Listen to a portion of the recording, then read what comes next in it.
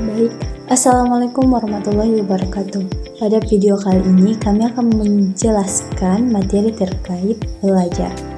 Nah, teman-teman pasti tahu apa sih yang dimaksud dengan belajar itu? Nah, belajar itu merupakan suatu proses yang akan mengakibatkan perubahan dalam diri individu yang sedang belajar. Nah, perubahan tersebut biasanya berupa tingkah laku yang ditimbulkan melalui latihan ataupun pengalaman. Nah, menurut Watson atau Saidi Harjo, belajar adalah proses interaksi antara stimulus dan respon. Namun, stimulus dan respon yang dimaksud harus berbentuk tingkah laku yang dapat diamati dan dapat diukur. Baik, adapun prinsip belajar dalam Islam, yang pertama itu ikhlas, yaitu dengan motivasi dan niat karena Allah. Yang kedua, adab dan akhlak dalam menuntut ilmu. Yang ketiga, mengulang dan menghafal atau murojaah. Yang ketiga, belajar secara bertahap atau tadarus. Yang keempat, mengamalkan ilmu. Yang kelima itu sabar dan tawakal. Yang keenam, menghindari dosa. Yang ketujuh, lingkungan dan guru yang soleh. Yang ke-8 yaitu belajar merupakan seumur hidup atau long life learning. Baik, selanjutnya yaitu proses belajar dalam Islam. Belajar dalam dunia pendidikan merupakan aktivitas untuk mendapatkan ilmu pengetahuan. Nah, ini sejalan dengan konsep menuntut ilmu merupakan kewajiban bagi setiap muslim yang diriwayatkan oleh hadis riwayat Ibnu Majah. Nah, prosesnya itu dimulai dengan niat, al-aniyah, aktivitas akal, pengalaman dan latihan, pengulangan dan bertahap atau tadarruz, pembiasaan atau ta'wiz, keteladanan atau uswah, dan lingkungan pendidikan.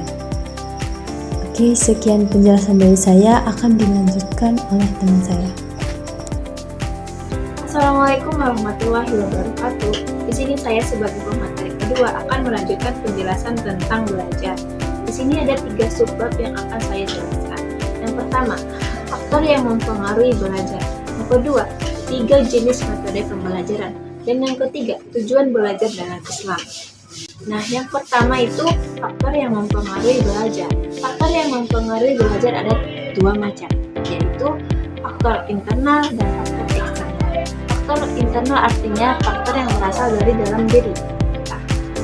Nah, jenis-jenis faktor internal juga ada, yaitu fisiologis dan psikologis. Fisiologis artinya yang kondisi tubuh kita atau kondisi fisik kita, yang dimana ini berkaitan dengan kesehatan dan kebugaran jasmani. Dan yang kedua adalah psikologis. Psikologis ini yang berkaitan dengan emosi ataupun mental. Nah, ini juga ada jenis-jenis dari psikologis, yaitu intelijensi, minat bakat, motivasi, perhatian, kesiapan, dan maturitas. Nah, faktor eksternal.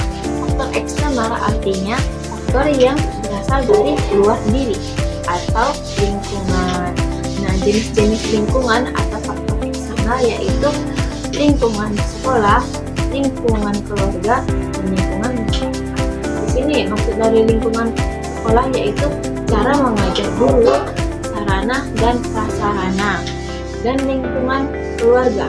Lingkungan keluarga di sini seperti dukungan, suasana di dalam rumah yang mempengaruhi cara belajar kita. Dan yang terakhir adalah lingkungan masyarakat.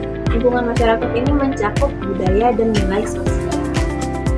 Oke, pada subbab kedua yaitu tentang 3 jenis metode pembelajaran. 1. Metode Cerama. Metode Cerama menekankan penyampaian verbal berupa ceramah, wejangan, atau kisah cerita. Yang kedua, metode diskusi. Metode diskusi artinya pendekatan dialogis yang mendorong murid bertanya, berpendapat, dan memuji pemahamannya. Yang ketiga, metode tanya jawab. Metode tanya jawab artinya metode pembelajaran melalui pertanyaan dan jawaban antara guru dan murid. Ada subbab ketiga yaitu tentang tujuan belajar dalam Islam.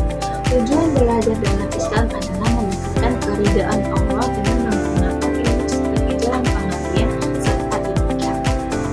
Sebagai jalan untuk mendekatkan diri dengan Allah, belajar juga dapat menjadi jalan untuk mengenal Allah, karena dengan memahami penciptaannya, manusia dapat semakin mengenal kebesarannya. Selain itu juga ada tujuan belajar lainnya seperti menambah ilmu yang bermanfaat, mengamalkan ilmu dalam kehidupan, serta membentuk akhlak yang mulia. Sekian materi pada video ini. Jika ada kesalahan, kami mohon maaf, dan kepada Allah kami mohon ampun. Wabillahi taufiq wal hidayah. Wassalamualaikum warahmatullahi wabarakatuh.